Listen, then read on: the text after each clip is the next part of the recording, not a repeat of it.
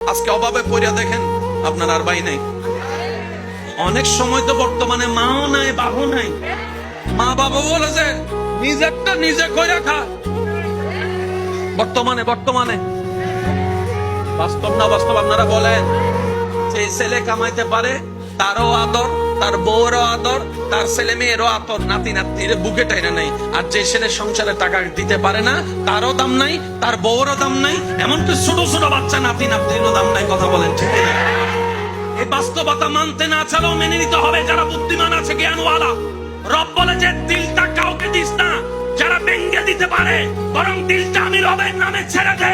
আর আমি রব তেমন দয়াবান, পৃথিবীতে বাঙ্গা জিনিসের দাম থাকে না, কিন্তু তোর বাঙ্গা হৃদয়ের দাম তোর মার কাছে না থাকলে, বাবার কাছে না থাকলে, ভালোবাসার মানুষের কাছেও না থাকতে পারে, কিন্তু তোর বাঙ্গা হৃদয়ের দাম আমি রবের কাছে 24টা ঘন্টা আছে। সেজন্য দিলটা সবসময় দিতে হবে কাকে? একটু জোরে বলেন, আরো জোরে।